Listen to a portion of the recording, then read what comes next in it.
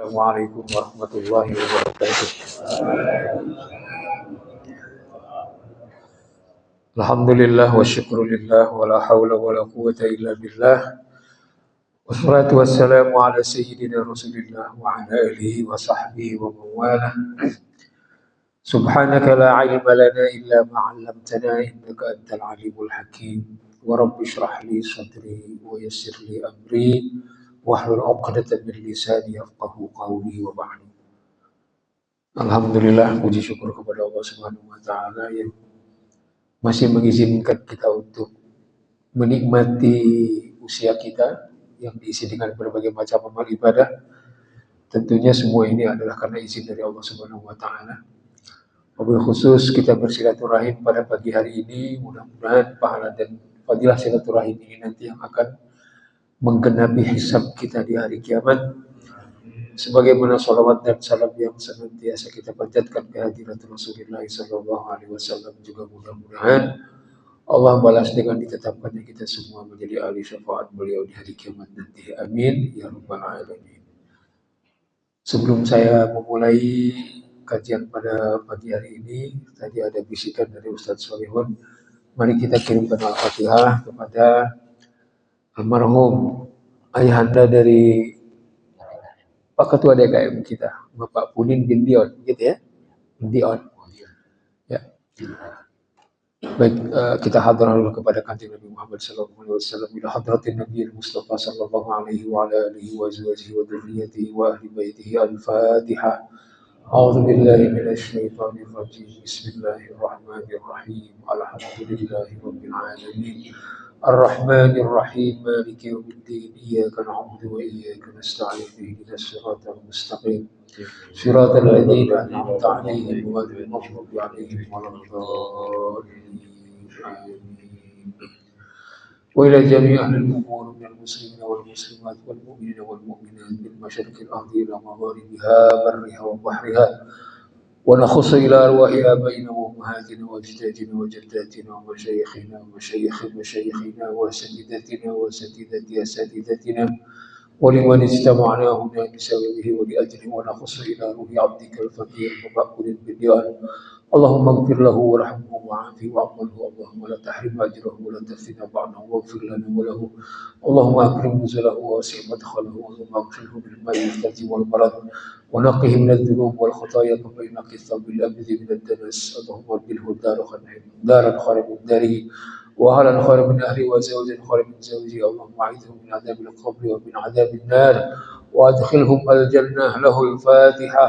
أعوذ بالله من الشيطان الرجيم. بسم الله الرحمن الرحيم. والحمد لله رب العالمين الرحمن الرحيم مالك يوم الدين إياك نعبد وإياك نستعين اهدنا الصراط المستقيم صراط الذين أنعمت عليهم غير المغضوب عليهم ولا الضالين آمين. Terima kasih atas kiriman doanya. Mudah-mudahan dengan wasilah itu pun kita dikehendaki oleh Allah Subhanahu wa taala nanti kalau wafat dalam keadaan husnul khatimah. Baik, Bapak Ibu sekalian yang dirahmati Allah Subhanahu wa taala. Dalam surat Al-Jathiyah ayat ke-22 Allah Subhanahu wa taala berfirman, A'udzu billahi minasyaitonir rajim. Wa khalaqallahu as-samawati wal arda bil haqqi litujziya kullu nafsin bima kasabat wa hum la yuzlamun. Dan Allah menciptakan langit dan bumi dengan tujuan yang benar, agar setiap jiwa diberikan balasan sesuai dengan apa yang dikerjakannya dan mereka tidak akan dirugikan. Jadi kita ini tidak akan bisa merubah nasib kita baik di dunia maupun di akhirat tanpa merubah perilaku kita. Karena setiap apa yang kita dapatkan di dunia, baik itu sikap dari orang di sekitar kita maupun nanti balasan di akhirat, semuanya adalah buah apa yang kita lakukan, apa yang kita sikapi secara zahir. Tapi kita tidak akan bisa merubah perilaku kita dan sikap kita tanpa kita merubah pola pikir kita, mindset kita. Karena semua tindakan kita itu adalah buah apa yang kita pikirkan. Dan kita tidak akan bisa merubah pola pikir atau mindset kita tanpa merubah hati kita. Karena apa yang kita pikirkan itu signalnya dikirim dari hati. Khususnya di sini adalah bagaimana interaksi kita dengan dorongan hawa nafsu. Kalau hati kita lebih condong mengikuti hawa nafsu, maka pola pikir kita pun akan diisi dengan dorongan-dorongan perbuatan-perbuatan yang buruk. Apa yang kita pikirkan buruk, sebagian akan dilakukan oleh tindakan kita. Maka itu pun akan merubah peruntungan kita di dunia maupun di akhirat. Sebaliknya kalau hati kita selalu berpikir baik, maka selalu akan mengirimkan signal yang baik kepada alam pikiran kita. Maka sebagian alam pikiran baik yang ada dalam pikiran kita pun akan kita lakukan. Itu pun nanti akan merubah nasib kita baik di dunia maupun di akhirat. Tapi perubahan perilaku kita, baik itu hati, baik itu pikiran, baik itu tindakan, tidak akan mungkin langgeng tanpa kita merubahnya secara bersama-sama, secara kolektif. Dalam surat Ar-Ra'd Allah berfirman, "Innallaha la yughayyiru ma biqaumin hatta yughayyiru ma bi anfusihim." Sesungguhnya Allah tidak akan merubah nasib sebuah kaum sampai kaum itu sendiri yang merubah perilakunya. Wa idza aradallahu biqaumin su'an fala maradda lahu wa ma lahum min dunihi min wal. Dan ketika Allah menghendaki sebuah keburukan terjadi atas sebuah kaum, maka tidak ada yang bisa mencegahnya. Dan selain Allah tidak ada yang bisa menjadi penolong buat mereka. Di sini Allah menggunakan kalimat kaum. Kaum itu artinya bukan satu orang. Kaum itu artinya jumlah manusia secara kolektif. Gak usah jauh-jauh, Pak. Kita jadi orang yang baik sendirian dalam lingkungan terkecil di rumah aja misalnya. Capek nggak? Capek. Ya Allah, cuman gua baik doang sendirian, yang lain kagak. Bini gua gitu aja tetep. Kata bininya, laki gua tetep aja kayak gitu, anak-anak kagak kayak gitu. Lama-lama gedek juga kita jadi orang baik sendirian di rumah. Begitu juga di lingkungan pekerjaan, kita cuma baik sendirian, tapi lingkungan kagak berubah. Ini berpotensi untuk berubahnya kita menjadi seperti dulu. Karena apa? Capek, gue baik sendirian doang, udahlah. Jadi kalau kita ingin merubah nasib kita secara individu, memang dimulai dari individu. Cuman akan lebih baik kita berubah bersama-sama. Termasuk dalam lingkungan terkecil, ya di rumah, di pekerjaan, dan lain sebagainya. Supaya apa? Apa yang kita lakukan itu benar-benar bisa bertahan, bisa sustainable. Gitu ya. Baik, walaupun ini sudah kita masuk bulan Safar ya, tapi nggak ada salahnya kita masih berbicara tentang hijrah. Jadi kalau kita kemarin di bulan Muharram mungkin banyak kajian-kajian tentang hijrah. Nggak ada salahnya mungkin saya mengulas sedikit, walaupun sebagian sudah disampaikan. Karena nilainya sangat penting, Pak. Ya. Maka dalam pandangan orang-orang tasawuf, al-hijratu fi ru'yati tasawuf hiya min Makkatin nafs ila Madinatil mahabbah. Jadi bukan hanya berpindahnya Kanjeng Nabi dengan para sahabat dari Mekah ke Madinah secara tempat, bukan. Tapi yang dilihat, Mekah itu simbol apa, Madinah itu simbol apa, itu yang harus kita lihat. Kenapa Nabi Muhammad pindah dari Mekah? Dan kenapa pindahnya ke Madinah? Mekah itu saat itu disimbolkan dengan hawa nafsu, kebencian, kemunafikan, kemungkaran. Sementara Madinah orang-orangnya ramah, menerima Rasulullah SAW. Bayangkan ketika masuk pintu gerbang saja mereka menyambut dengan lantunan. Tola'al badru alaina. Bayangkan. Artinya Madinah itu merupakan simbol mahabbah, simbol kecintaan. Jadi jangan dilihat Mekah dan Madinah sebagai sebuah tempat. Lihatlah Mekah itu simbol apa, Madinah itu simbol apa. Ketika kehidupan kita dipenuhi oleh kebencian, oleh kemunafikan, maka itu isyarat kita tidak akan bertahan lama sebagai orang baik di situ. Kita harus pindah. Jadi yang kita lihat bukan Mekah dan Madinahnya, karena Mekah dan Madinah sekarang berbeda dengan Mekah dan Madinah zaman dulu. Saat itu Mekah disimbolkan sebagai apa? Mekah itu adalah tempat yang paling dicintai oleh Rasulullah SAW. Itu tempat kelahiran beliau. Makanya ketika Fathu Makkah, beliau kembali ke Makkah, beliau mengatakan, Wallahi ya Makkah, anti ahabbul biladi ilayya.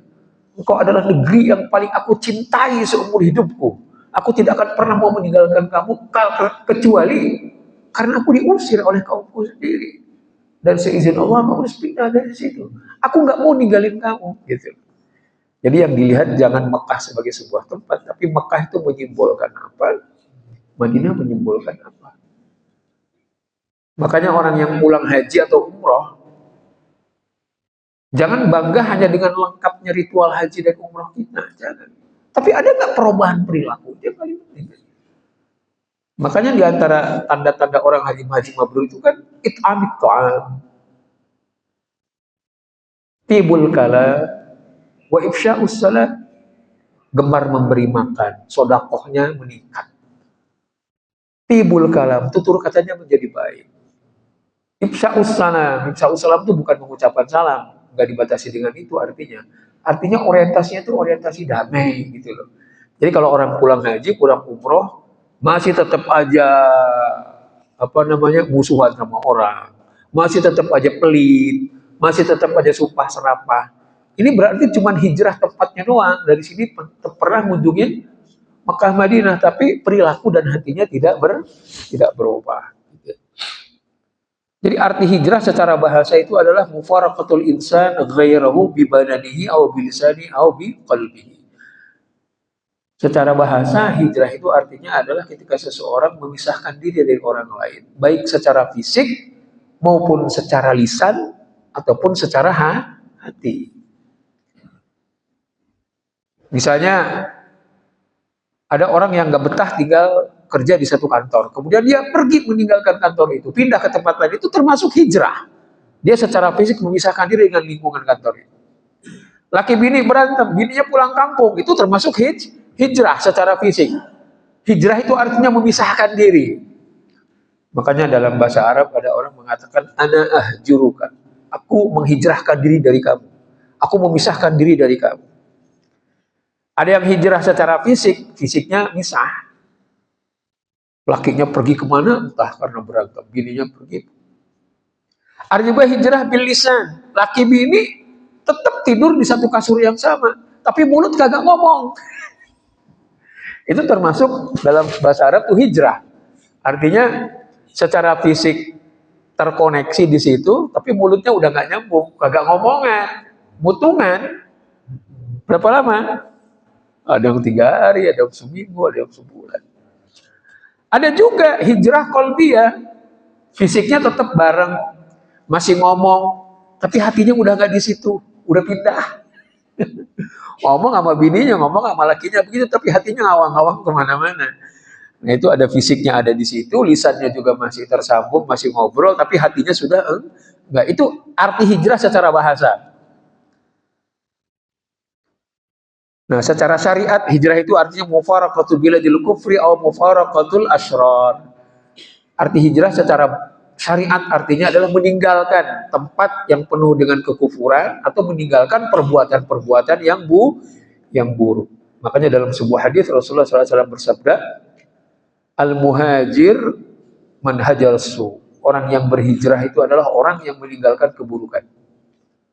Dalam narasi yang lain, beliau bersabda, al-muhajir man hajara ma nahahu Allahu anhu. Orang yang berhijrah itu adalah orang yang meninggalkan apa yang dilarang oleh Allah Subhanahu wa taala. Secara syariat itu begitu. Makanya kemudian para ulama membagi jenis hijrah. Ada hijrah makaniyah.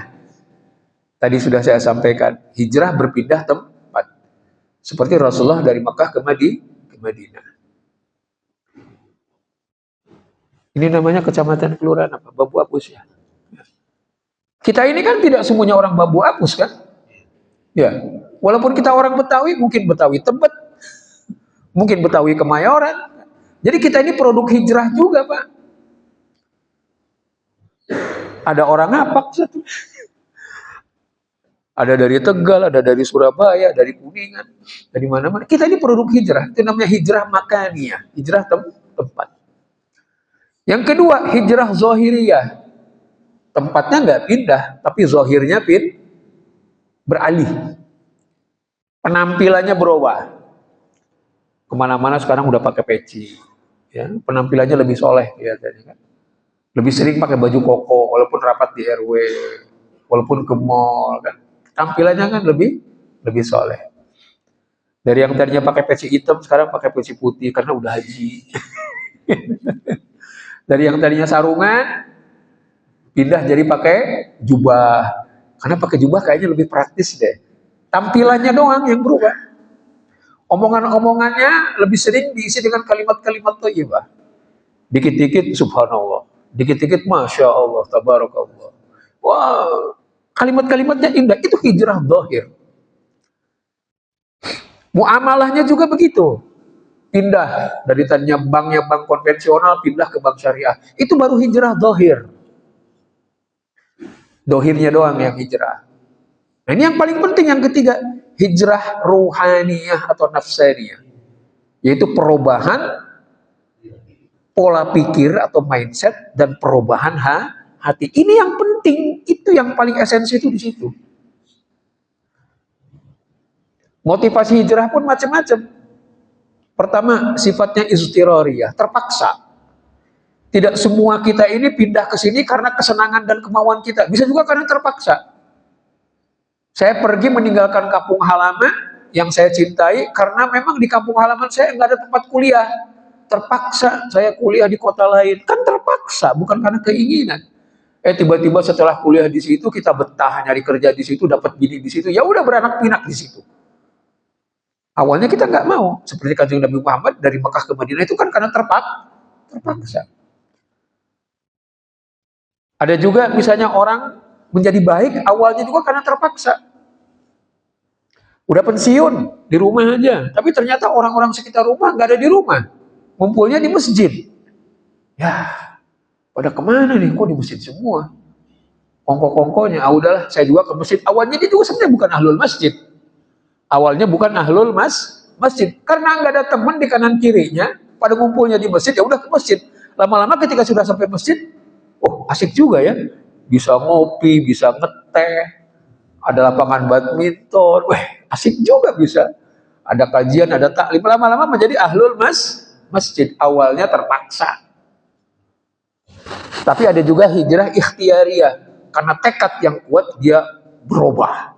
Karena tekad yang kuat dia mindsetnya juga berubah. Karena tekad yang kuat dia pindah. Maka nggak sedikit kita melihat orang-orang bule yang mu'alaf pindah dari negaranya. Kenapa? Untuk melindungi perubahan mindset dan dohirnya supaya tidak terganggu dengan lingkungan yang lama. Dia pindah ke Timur Tengah, dia pindah ke Indonesia yang mayoritas Muslim, ganti tampilannya. Karena apa? Hijrahnya hati dan pikiran itu baru, masih rentan, takut berubah lagi kalau di tempat tinggal yang lama, maka dia pindah.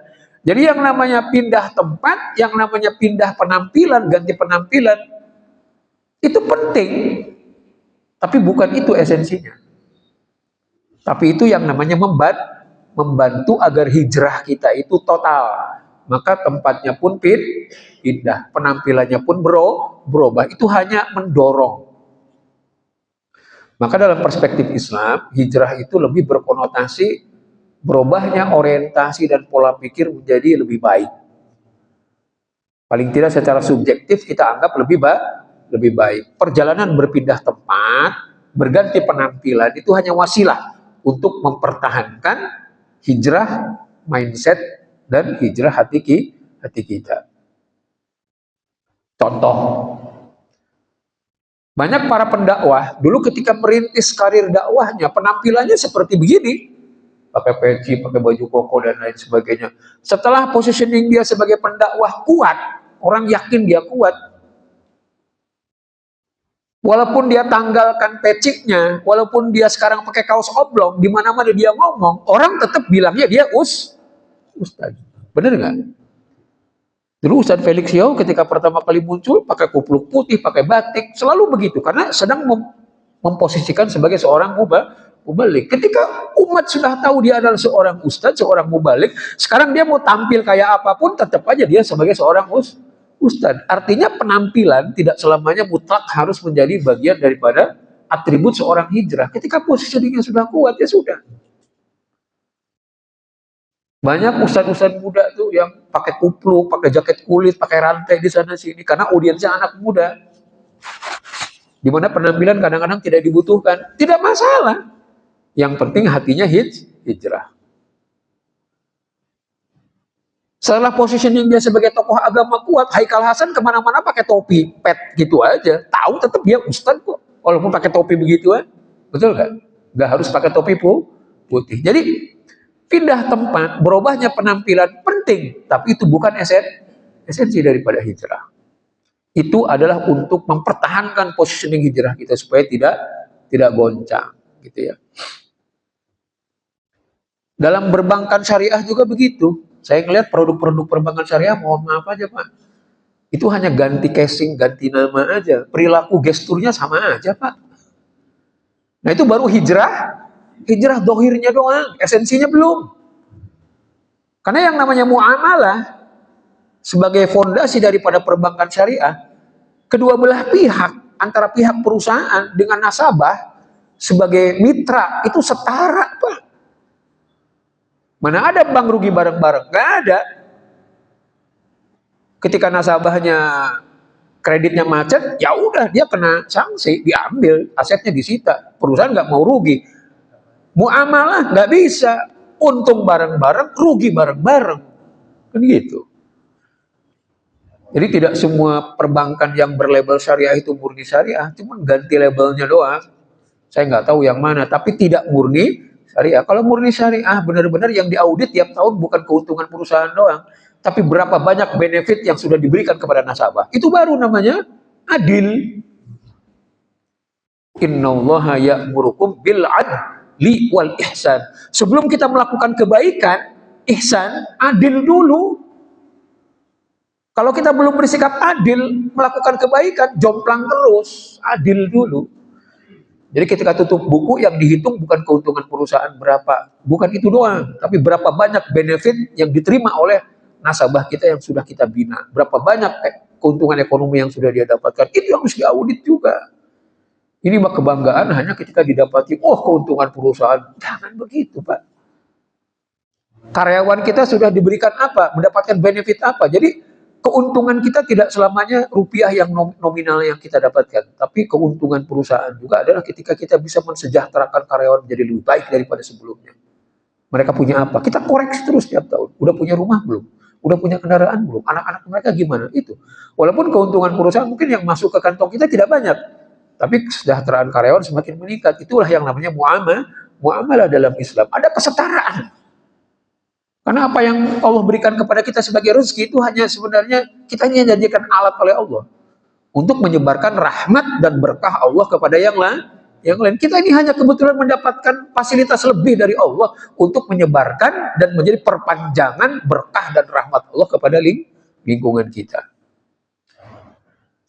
Orang tidak akan mudah merubah sikap seperti itu kalau mindset dan hatinya tidak hijrah. Tapi kalau hati dan pikirannya hijrah, dia tidak akan risau. Mohon maaf ya, dia tidak akan risau dengan keuntungan pembukuan dan lain sebagainya. Yang dia lihat adalah saya memberikan maslahat apa kepada orang lain sebelum kita memikirkan maslahat yang kita dapatkan.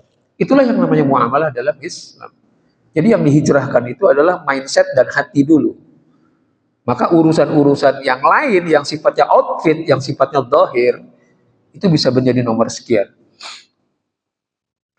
Nah di sana ada yang namanya hijrah mikro, hijrah kecil, itu yang kita lakukan setiap hari. Mungkin saya pernah menyampaikan di sini.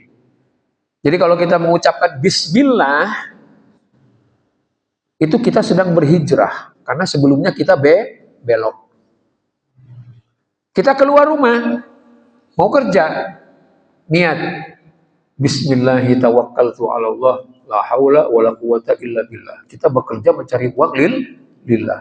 Tiba-tiba di jalan ketemu orang, ketemu teman mitra bisnis, teman lama ngajak kita, lu kerjain apa sekarang? Gini. Wah, sekarang lu bisa bikin gini, gini, gini. Untungnya kayak gini. Oh, benar juga. Hanya kita mulai belok tuh. Maka ketika kita kembali ke khitoh kita mengucapkan bismillah. Jadi ketika kita mengucapkan bismillah itu jangan kosong, Pak. Ketika kita mengucapkan, aku melakukan ini karena Allah. Itu benar-benar harus datang dari hati dan pikiran. Nyampe kantor, buka kantor, bismillah. Aku melakukan ini lillah. Buka komputer, bismillah. Setiap apapun yang kita lakukan, kita awali dengan bismillah, bismillah, bismillah. Makanya kemudian Rasulullah mengatakan al-hijratu baqiyatun ila yaumil qiyamah. Yang namanya hijrah itu akan berlangsung terus sampai hari kiamat. Setiap kali kita mengucapkan bismillah karena melakukan sebuah tindakan untuk meluruskan niat kita kepada Allah, itu adalah bagian daripada hijrah. Ya Allah, kemarin aku sempat berbelok niatku. Astagfirullah, aku mohon ampun kepada Allah. Sekarang aku mulai lagi dengan khitoh yang awal. Ya, bismillah. Sering nggak kita mengucapkan itu?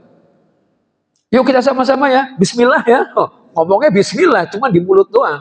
Tapi hati dan pikirannya kadang-kadang tidak connect. Dohirnya doang mulut kita mengucapkan bismillah. Tapi hati dan pikirannya tidak connect. Nah, inilah yang dimaksud dengan hijrah mikro. Innamal a'malu binniyat. Setiap tindakan itu tergantung niatnya. Sederhana, Pak. Kita tidak merubah tempat tinggal kita tidak merubah dohir kita. Yang kita kerjakan juga sama. Kita tetap sebagai PNS, kita tetap sebagai karyawan swasta, kita tetap sebagai pengusaha di bidang ini, di bidang itu, tetap buka lapak dan lain sebagainya, nggak berubah. Hijrah itu tidak berarti yang kemarin jual sembako, kemudian sekarang jual sajadah, jual peci, jual baju koko, jual jilbab. Jadi hijrah itu tidak selamanya harus begitu. Kemarin jual beras, sekarang jual korma. Kenapa? Udah hijrah. Nggak begitu juga. Gitu ya. Yang penting orientasinya. Makanya kemudian Rasulullah mengajarkan satu doa. Allahumma ja'alid dunya fi aidina. Wala taj'alha fi qulubina ya rabbal alamin. Ya Allah, jadikanlah dunia itu hanya di tanganku. Jangan engkau masukkan dunia itu ke dalam hatiku. Apa yang kita lakukan tetap sama, perkara-perkara dunia, perniagaan. Tapi ya Allah, aku pengen hijrah. Dunia ini jangan sampai engkau masukkan ke dalam hatiku, cukup di tanganku aja. Yang kita lakukan sama, tetap aja kita jual beras, jual sembako, tetap aja kita ini jadi pengusaha properti, tetap aja kita jadi kontraktor, bangun ini, bangun itu. Jadi hijrah itu tidak karena awalnya bangun rumah, kemudian kita bangun madrasah, bangun pesantren, enggak juga. Tapi bagaimana kita menempatkan perkara itu, apakah di tangan atau di hati, itu hijrah, Pak. Tahu nggak bedanya menempatkan dunia di tangan dengan di hati? Bedanya nanti ketika dunia itu hilang. Kalau kita menempatkan dunia itu di tangan, kemudian lepas, paling yang gatal itu cuma tangan doang, Pak. Biasa megang duit, kemudian kagak megang duit. Gatal nggak, Bu? Hah, Pak? Biasa megang duit banyak, tiba-tiba kagak megang duit, gatal nggak tangan? Gatal, tapi untung gatalnya cuma di tangan, karena dunia tadinya juga di tangan. Tapi kalau dunia kita masukkan ke dalam hati, kemudian dunianya hilang, waduh, lama uring-uringannya, Pak. Stres, itu bahasa dokternya stres, ya Allah, itu dia. Jadi kenapa banyak orang stres ketika kehilangan dunia? Karena dia menempatkan dunia di dalam hati. Nah, memindahkan dunia dari dalam hati ke tangan, itulah produk daripada hijrah mindset dan hijrahnya hati. Ketika di tahun ini pembukuan kita ternyata merosot, tidak apa-apa, cuma di tangan kok. Gatal-gatal biasa tiap tahun kita menghitung keuntungan sekian, tiba-tiba sekarang sekian, tidak masalah, itu cuma di tangan doang. Tapi kalau dunia itu awalnya masukkan ke dalam hati, wah udah uring-uringan, Pak, bertahun-tahun nggak kelar-kelar. Walaupun yang kita lakukan itu sebenarnya seolah-olah itu produk syariah. Bikin travel umroh, travel haji. Ya. Kemudian tahun kemarin ini nih jeblok rugi. Gara-gara biasa memberangkatkan haji ilegal, kemudian nggak bisa lagi memberangkatkan haji ilegal. Jeblok kan, Pak? Rugi miliaran, Pak. Kalau dia sebelumnya menempatkan dunia itu di dalam hati, ketika dia jeblok miliaran, tumbang Pak, semaput, nggak bangun lagi. Tapi karena sebelumnya dia menempatkan dunia di tangan, ketika tahun itu dia nggak berhasil, nggak apa-apa. Ingat loh, produk yang dijual adalah produk syariat. Jadi jangan dipikir bahwa apa yang kita jual itu seolah-olah produk syariat, kemudian mindset kita dan hati kita itu lillah. Belum tentu. Belum tentu. Baik, mari kita lihat peristiwa hijrah orang-orang dari Mekah dan bagaimana penduduk Madinah. Dalam surat An-Nahl ayat ke-41, 42 Allah berfirman, "Walladzina hajaru fillahi min ba'di ma zulimu lanubawwi'annahum fid dunya hasanah wa la ajrul akhirati akbar law kanu ya'lamun. Alladzina sabaru wa 'ala rabbihim yatawakkalun." Dan orang-orang yang berhijrah karena Allah setelah mereka dizalimi, pasti kami akan memberikan tempat yang baik kepada mereka di dunia. Dan pahala di akhirat pastinya lebih besar sekiranya mereka mengetahui. Nah, orang-orang ini siapa? Yaitu orang-orang yang bersabar dan hanya kepada Tuhan mereka lah bertawakal. Pak, Bu, para sahabat yang berhijrah dari Mekah ke Madinah itu dihijrahkan dulu mindset dan hatinya, Bu, sebelum fisiknya hijrah. Mereka yang hijrah dari Mekah ke Madinah itu meninggalkan ternaknya, meninggalkan ladangnya, meninggalkan lapak tokonya, bahkan meninggalkan anak dan keluarganya. Mereka benar-benar cuma bawa badan doang pergi ke Madinah karena Allah dan Rasulnya. Jadi yang dihijrahkan itu mindsetnya, yang dihijrahkan itu hatinya.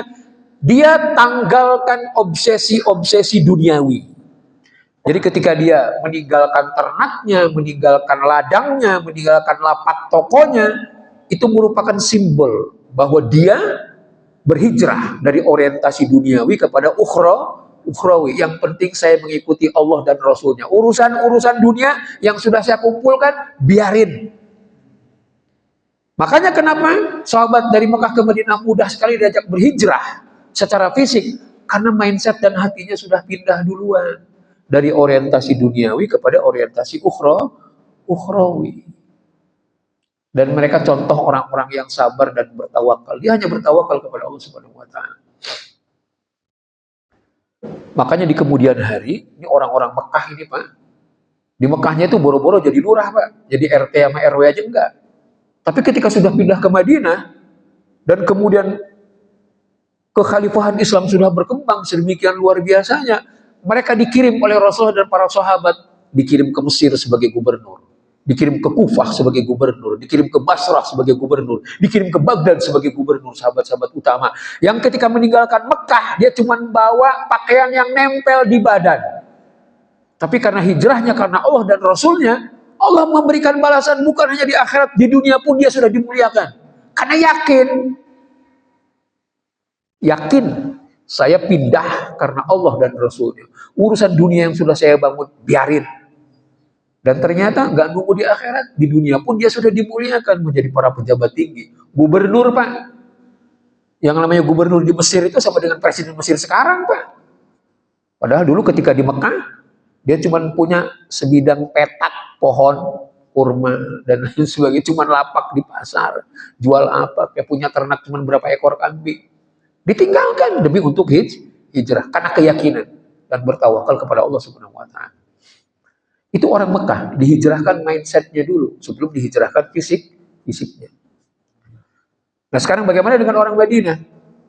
Dalam surat Al-Hasyr ayat ke-9 Allah berfirman, "Walladzina tabawwa'ud dara wal imana min qablihim yuhibbuna man hajara ilaihim wa la yajiduna fi sudurihim hajatan mimma utu wa yu'thiruna ala anfusihim walau kana bihim khasasah wa may yuqa syuhha nafsihi fa ulaika humul muflihun." Dan orang-orang Ansor yang telah menempati kota Madinah dan telah beriman sebelum kedatangan mereka kaum Muhajirin, mereka mencintai orang-orang yang berhijrah ke tempat mereka. Dan mereka tidak menaruh keinginan dalam hati mereka terhadap apa yang mereka berikan kepada kaum Muhajirin. Dan mereka mengutamakan kaum Muhajirin atas kepentingan mereka sendiri, meskipun mereka juga memerlukan. Nah, ini kalimat yang terakhir. Dan barang siapa yang dijaga dari kekikiran dirinya, maka mereka itulah orang-orang yang beruntung. Orang Madinah hijrah nggak? Orang Madinah tidak hijrah, tapi yang dihijrahkan mindsetnya. Dari yang tadinya pelit, kikir, menjadi orang yang sangat dermawan, lebih mengutamakan kaum muhajirin daripada mereka sendiri. Dan ternyata itu merupakan simbol bahwa dia bisa mengalahkan kekikiran diri mereka sendiri. Itu merupakan sebuah hijrah yang luar biasa. Makanya kemudian orang-orang Madinah lebih suka disebut dengan Al-Ansor. Orang Madinah, orang-orang Arab pada umumnya itu sangat primordialis, Pak. Sangat bangga dengan kesukuan mereka. Bani ini, bani ini, bani ini, bani itu, dan lain sebagainya. Tapi ketika Rasulullah memberikan julukan mereka Al-Ansor, mereka kemudian merubah nama belakang mereka semua dengan Al-Ansori. Jadi kalau kita melihat para sahabat, kok banyak banget yang namanya Al-Ansori, itu diyakini adalah orang Madinah. Saya lebih bangga disebut sebagai Al-Ansori, yaitu orang yang menolong, daripada bani ini, bani ini, bani ini, bani ini, dan lain sebagainya. Jadi apa? Dohirnya orang Madinah tempatnya nggak berubah, tetap tinggal di Madinah, tapi dohirnya berubah. Dari yang tadinya bersifat primordialis kesukuan, dia tanggalkan, dia cukup dengan sebutan Al-Ansori. Mindsetnya benar-benar orang yang menolong, orang-orang yang generous. Ketika dia punya cuma satu lapak di pasar, Pak, dia belah jadi dua, separuhnya diberikan kepada orang Mekah.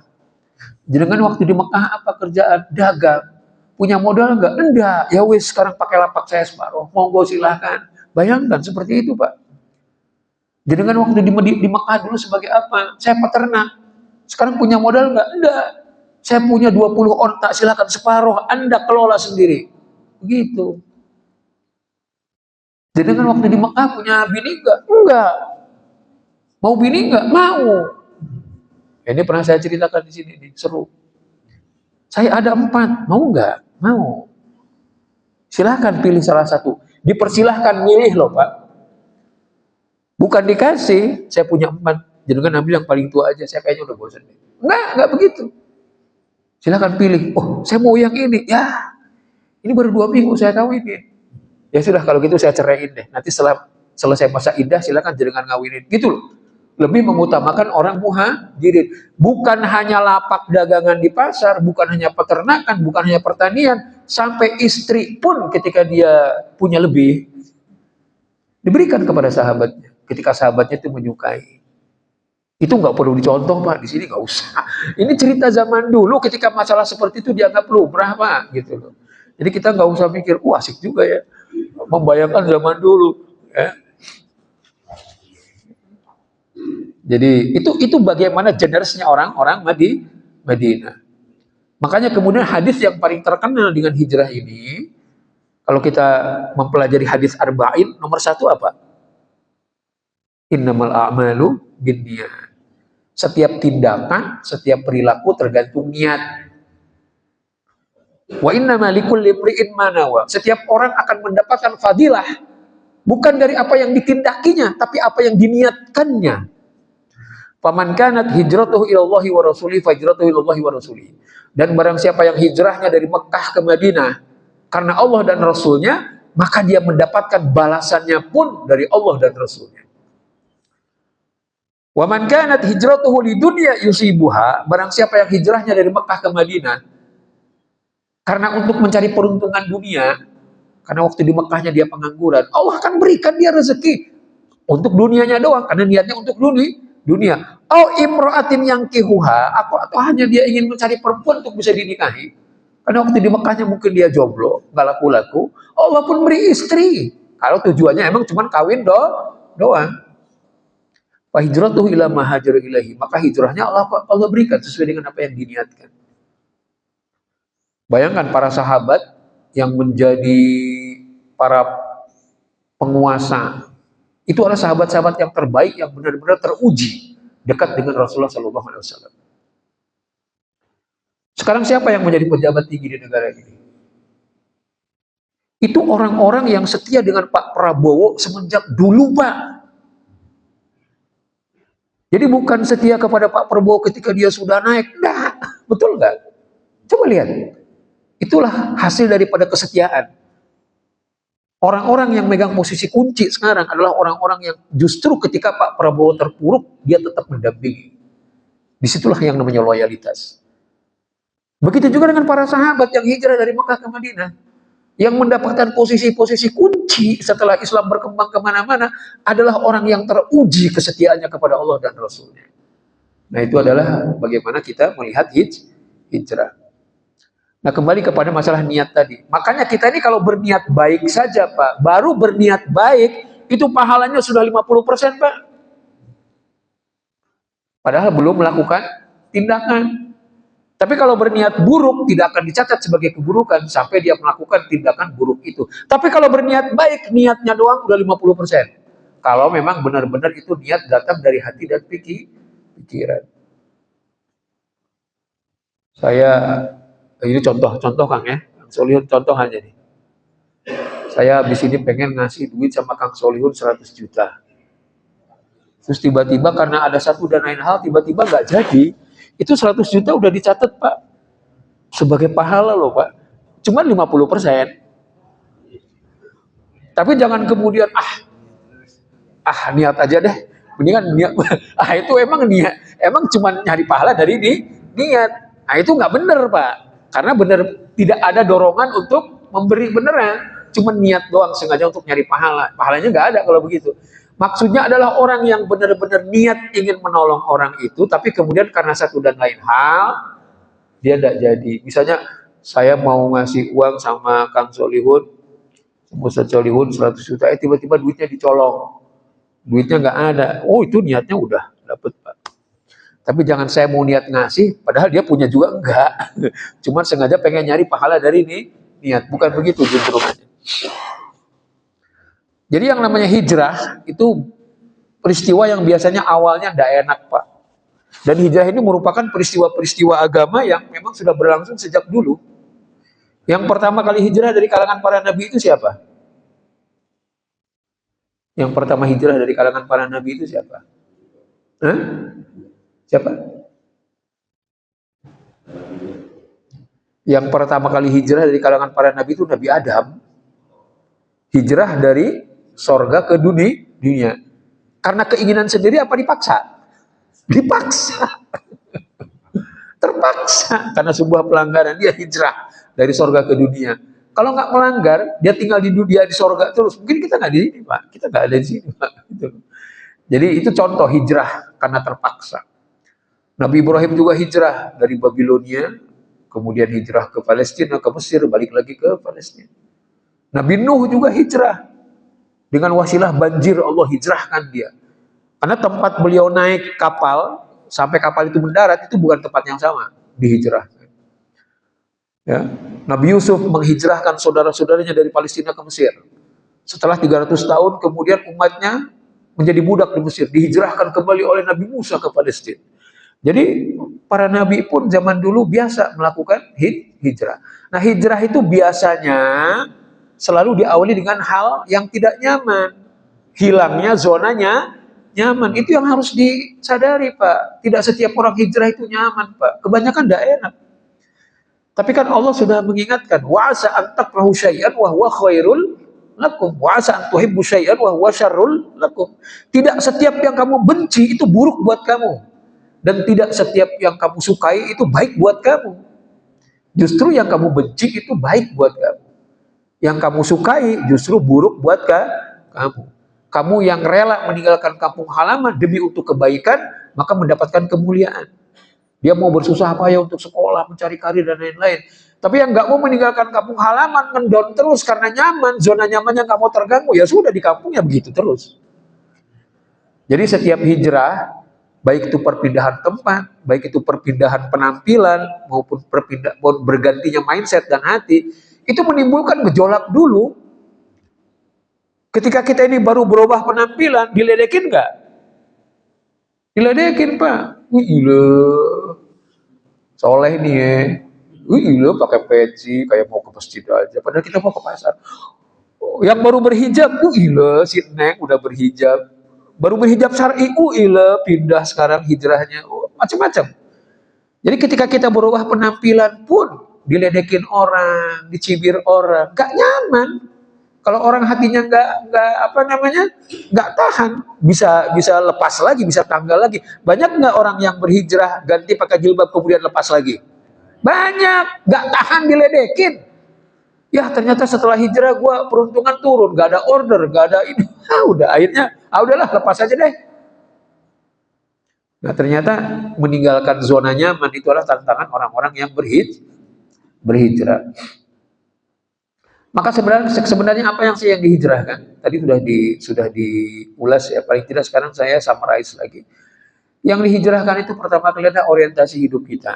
Dari perkara-perkara duniawi menjadi perkara-perkara ukhrawi. Wa man kanatil akhiratu niyyatahu jama'allahu alaihi amrahu wa ja'ala ghinahu fi qalbihi. Barang siapa orang yang orientasi itu selalu akhirat, maka peruntungannya ada di tangan Allah, dan Allah akan memberikan kekayaan itu ke dalam batinnya. Kalau orientasi kita akhirat, Pak, kekayaan itu yang nanti Allah berikan pastinya tidak selamanya berbentuk benda. Nah ini harus kita sadari. Tapi rasa puas. Makanya Rasulullah kemudian bersabda, khairul ghina al-qana'ah. Sebaik-baik harta adalah rasa puas. Rasa puas itu adanya di mana? Di dalam batin. Jadi orang yang berhijrah memang tidak selamanya Allah gantikan dengan peruntungan dunia yang lebih banyak, tidak. Tapi yang pasti Allah akan kayakan batinnya. Dia tidak akan tunduk kepada orang lain. Dia tidak akan, kalau orang Sunda bilang, dia tidak akan gemper ketika orang lain mendapatkan peruntungan yang lebih banyak daripada dia. Tidak masalah. Karena dia merasa hatinya sudah cukup. Allah cukupkan, Allah masukkan kekayaan dalam hatinya. Jadi kita harus tahu kaidahnya. Kalau kita menghijrahkan orientasi kita dari duniawi ke ukhrawi, tidak selamanya akan menghasilkan peruntungan duniawi. Tapi yang pasti Allah akan mengirimkan kekayaan langsung ke dalam hati kita. Berapapun yang kita dapatkan, Allah akan sertakan kepuasan dalam hati kita. Udah nggak apa-apa, segini juga udah cukup. Enak. Tidak dipusingkan dengan berbagai macam perubahan dan lain sebagainya. Yang kedua, orientasi manfaat, Pak. Jangan sampai kita melakukan sesuatu itu hanya untuk kepentingan diri sendiri. Sertakan kepentingan orang lain. Sebanyak mungkin kita menyertakan kepentingan orang lain. Itulah yang namanya hijrah. Rasulullah SAW bersabda, khairukum anfa'ukum linnas. Sebaik-baik kalian adalah yang paling bermanfaat buat sebanyak mungkin orang. La yu'minu ahadukum hatta yuhibbu li akhihi ma yuhibbu li nafsihi. Tidaklah seseorang dikatakan beriman sampai dia mencintai saudaranya seperti dia mencintai dirinya sendiri. Nah, ini termasuk perubahan orientasi. Jadi yang dipikirin kepentingan orang banyak, tidak egois. Yang berikutnya, kalaupun toh yang kita cari ini peruntungan dunia, kita tidak berorientasi volume. Tapi yang dicari keberkahan, yang dicari itu nilai. Mungkin volume bisnis yang kita lakukan biasa-biasa aja, nggak beranjak. Ya Allah, gua udah hijrah kayak begini kok, kenapa sih kayak begini aja peruntungannya nggak naik-naik? Karena Allah memberikan tidak selamanya berbentuk penambahan angka, tapi Allah berikan berkah. Walaupun angkanya sedikit, begitu-begitu aja atau kadang-kadang berkurang, tapi setiap nominal yang kita makan itu menjadi berkah. Ketika kita makan, menyehatkan. Ketika kita pakai buat anak sekolah, membuat dia menjadi pintar, menjadi soleh, dan lain sebagainya. Jadi orientasinya orientasi berkah.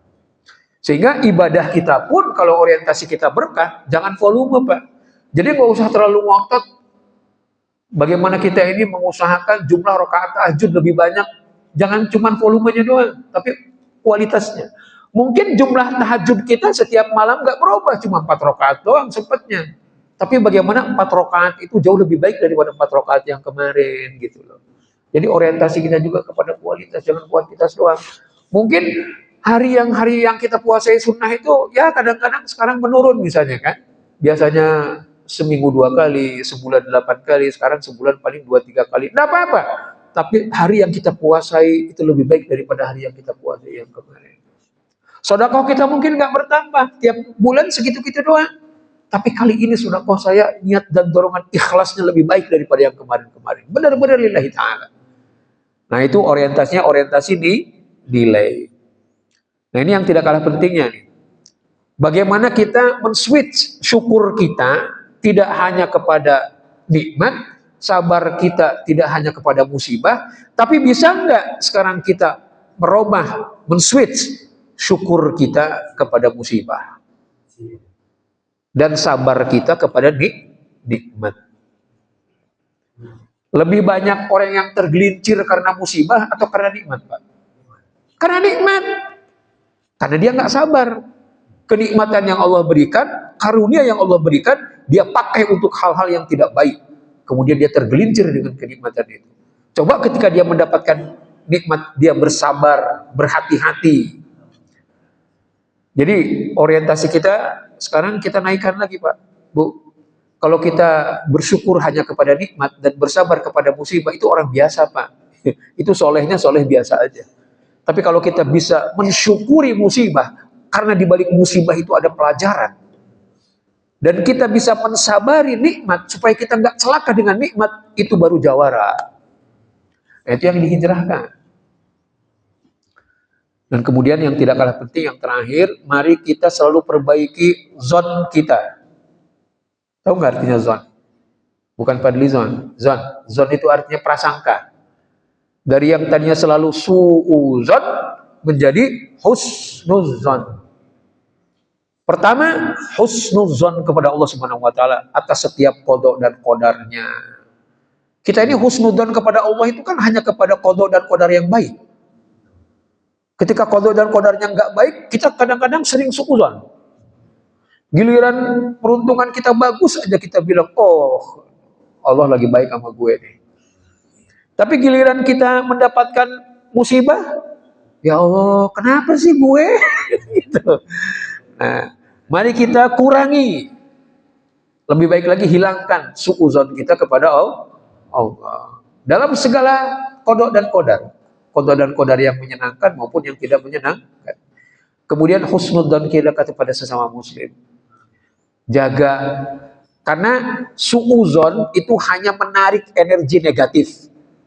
Energi negatif hanya akan mendorong hati kita berpikir negatif, mengirimkan signal kepada otak negatif, dan menghasilkan rencana-rencana negatif, kemudian menimbulkan tindakan-tindakan negatif. Tapi kalau kita selalu husnudzon kepada sesama muslim dan kepada siapapun itu manusia, walaupun dia bukan muslim, maka insya Allah itu signal positif yang kita masukkan ke dalam diri kita akan menggerakkan hati kita untuk selalu mempertimbangkan secara positif, mengirimkan signal kepada otak kita, memproduksi rencana-rencana positif, dan tindakannya pun akan positif.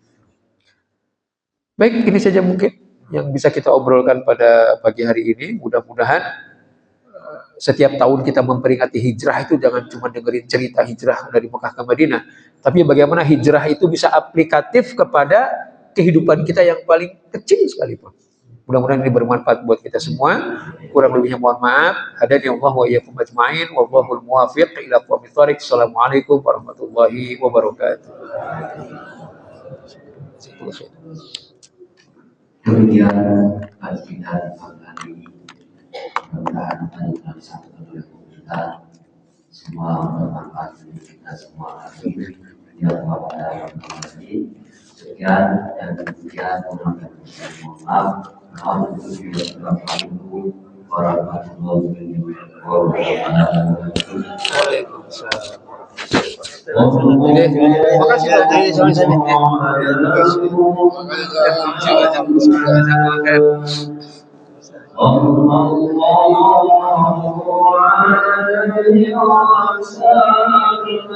Mas, sehat ya Allah. Sehat terus loh.